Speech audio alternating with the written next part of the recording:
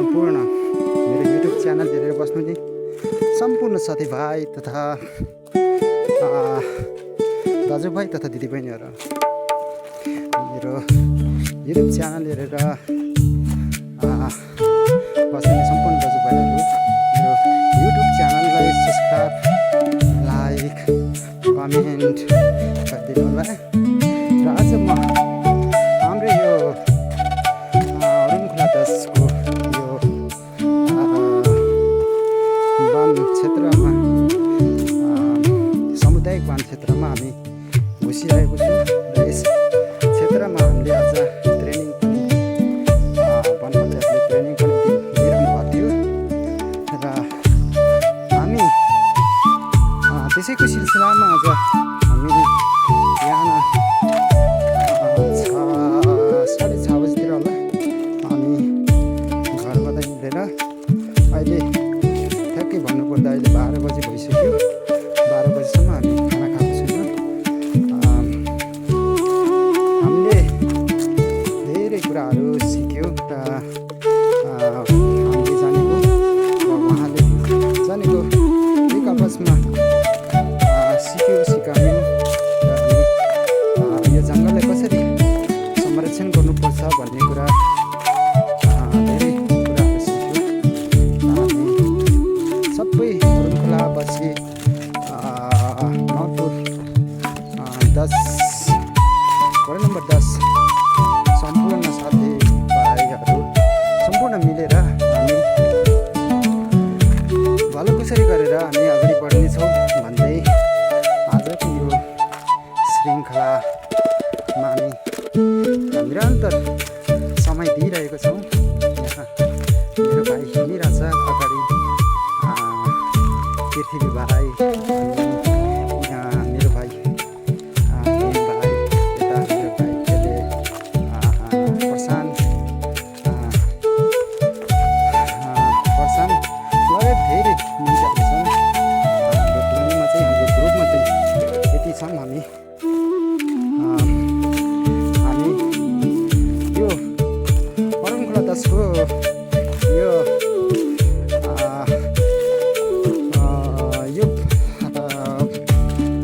वनलाई संरक्षण गर्ने लगायतदेखि लिएर यो वनलाई कसरी उ गर्ने सेफ्टी गर्ने कसरी हामीले जोगाउनु पर्ने भनेर हामी हिँडिरहेका छौँ। हामी एउटा सानोतिनो वानहेरहरू जस्तै वनपाली जस्तै भनौँ न, वनपाली हो। हामी सिजन प्रत्येक वर्ष सिजनमा हामीलाई यसरी वर्षमा 3 महिनाको लागि हामीले जुन पनि मान्छे बस्न सकिन्छ यसपालि चाहिँ हामी बसेको छौँ। धेरै कुराहरू सिक्यौँ। अब योभन्दा पहिला जङ्गलमा के हुने रहेछ, कसरी सेभ गर्ने रहेछ, अब कसरी नियन्त्रण गर्नुपर्ने रहेछ भन्ने कुरो हामीलाई थाहै थिएन। आज आएर 3 महिनाभित्रमा हरेक धेरै कुरा हामीले सिक्न सक्दो रहेछ भन्ने कुरो मैले अनुभव भोगेको छु।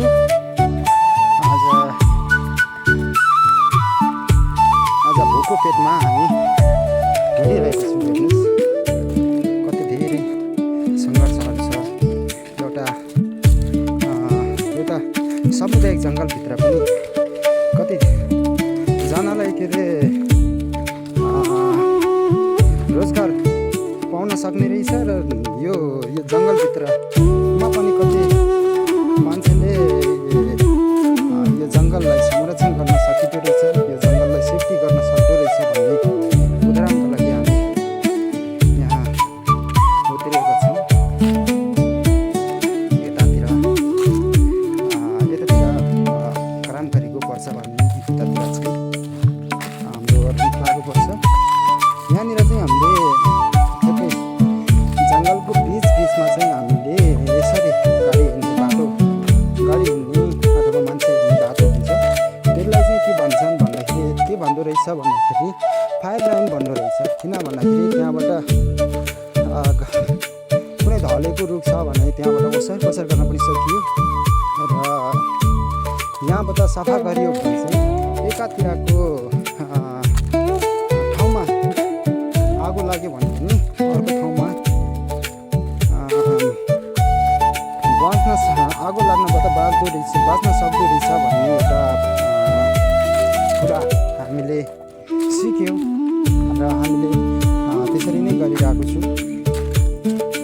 हामी निरन्तर अझै 1 महिना बाँकी छ, निरन्तर दिइरहेको छु। कहिलेकाहीँ यस्तो रुखहरू माथिबाट खस्दो रहेछ। हामी जोखिमपूर्ण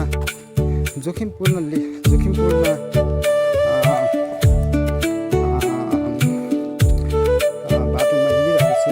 जोखिमपूर्ण एउटा ठाउँ अथवा एउटा समय र एउटा परिस्थिति उठाइरहेको छु। आज हामीले धेरै वन जङ्गलहरू हामीले जोगाएको छौँ र वन जङ्गल मात्रै नभएर हामीले धेरै कुरा वन जङ्गलमा हुने धेरै कुरा जस्तै वनभित्र रहने जनावरहरू लगायत लिएर जडीबुटी विभिन्न कुराहरू हामीले जोगाएका छौँ। अब हामीलाई निश्चित ठाउँ दिइरहेको हुन्छ, हामीले यतिसम्म हामीले बचाउनु पर्छ भन्ने कुरो हाम्रो जुन घेरा हुन्छ निश्चित घेरा त्यतिसम्म हामीले जोगाएकै छौँ।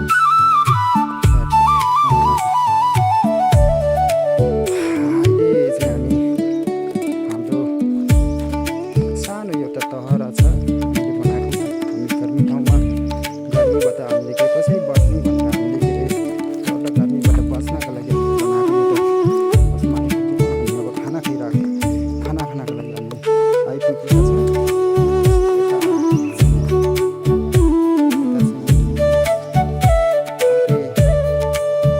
अर्कै वडाको अर्कै ठाउँ यतातिर चाहिँ खोला छ। हामीले बनाएको तहरामा अब केही समयपछि हामी भोजन गर्नेछौँ।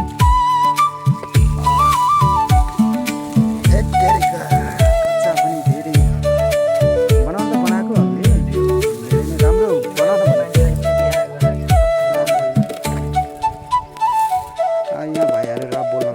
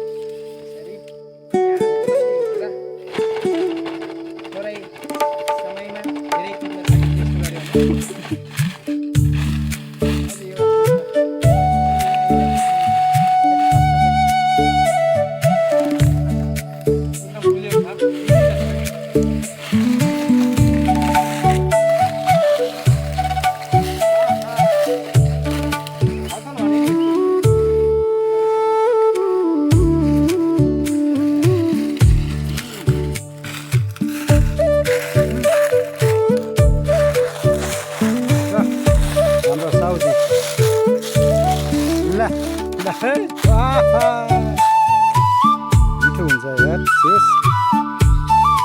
वनको चिज भनेको अर्ग्यानिक चिज भनेको अर्ग्यानिकै हो।